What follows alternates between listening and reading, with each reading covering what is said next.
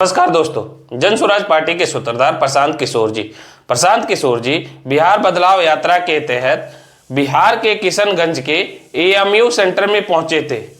इस दौरान एएमयू की बदहाली पर प्रशांत किशोर जी ने पीएम मोदी, राहुल गांधी और सोनिया गांधी पर मीडिया से बात करते हुए तीखा हमला किया है। और नाम के लिए ही है, आप देख ही रहे हैं, आपका कैमरा है, एक गेट लगा हुआ है यहाँ।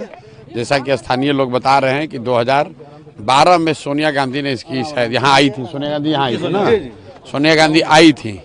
और आप देखिए कि यही स्थिति है कि 2012 में सोनिया गांधी ने जिस चीज़ की शुरुआत की है सो कॉल्ड, वो आज तक यहाँ सिर्फ एक गेट है। और यहाँ मुसलमानों का वोट लेकर किशनगंज से 2 बार कांग्रेस के एमपी हैं, ये सो कॉल्ड मुसलमानों के रहनुमा लोग हैं।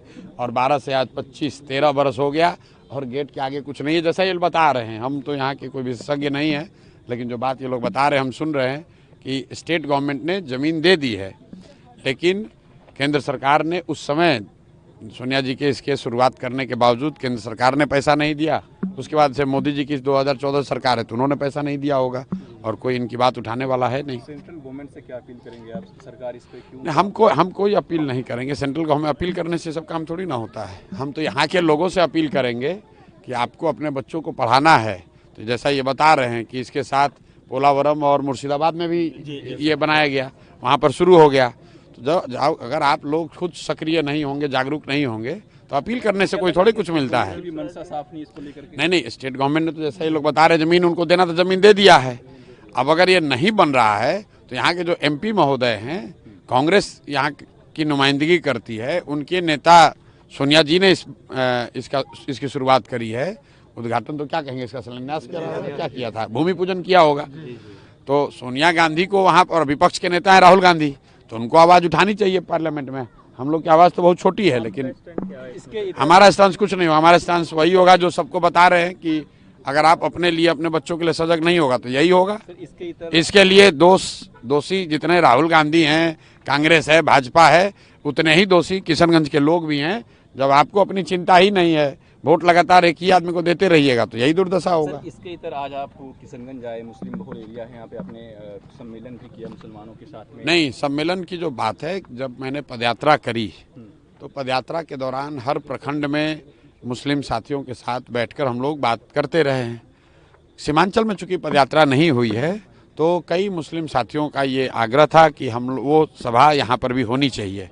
तो अब हर प्रखंड में तो नहीं संभव है, लेकिन हम लोग की कोशिश है कि हर जिले में कम से कम, जहाँ मुसलमानों की बड़ी आबादी है, कम भी है, तो 25 ऐसी इजलास पूरे बिहार में करने का प्लान है। आज उसी की शुरुआत किशनगंज में करी है। जो एमवाई समीकरण के तहत जो पार्टियां अभी तक राजनीति करती आई है, इस बार का वो जो भ्रम है वो भाई कहाँ एमवाई समीकरण है? एमवाई समीकरण अगर होता तो 40 मुसलमान विधायक होते। आप मुझे बताइए बिहार से कितने मुस्लिम एमपी जीत कर गए हैं? समीकरण में तो रोज कैमरे पर कहता हूँ, समीकरण एमवाई नहीं है, YM है। जहाँ वाई समाज के लोग खड़े होते हैं वहाँ मुसलमान उनको वोट देता है डर के मारे। जहाँ मुसलमान खड़ा होता है वहाँ वाई समाज के लोग, या फॉर दैट मैटर कोई भी उनके साथ जो रहेगा, वो वोट नहीं देता है। आधा लोग हिंदू बनकर वोट देता है भाजपा को। यही बात बताई जा रही है इजलास में भी। मैं वही कह रहा हूँ कि ये MY PY ZY का समीकरण छोड़िए, विचारधारा आधारित समीकरण बनाइए।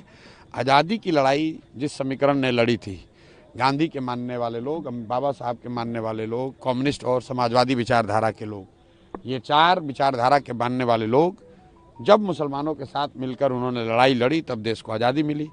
अब अगर आपको भाजपा से लड़ाई लड़ना है, नई व्यवस्था बनानी है, अपने जद्दोजहद से छुटकारा पाना है, मजबूरी से छुटकारा पाना है, तो विचारधारा आधारित व्यवस्था बनाइए। लोहे को लोहा काटता है। भाजपा जो है वो संघ के द्वारा जो विचारधारा समाज में रखा गया है उस पर आधारित व्यवस्था है, पॉलिटिकल व्यवस्था है। तो अगर आपको भाजपा की विचारधारा आधारित व्यवस्था से लड़ना है तो गांधी, बाबा साहब अम्बेडकर, कम्युनिस्ट, समाजवाद और मुसलमानों के विचारधारा आधारित सामाजिक राजनीतिक गठबंधन से ही वो लड़ाई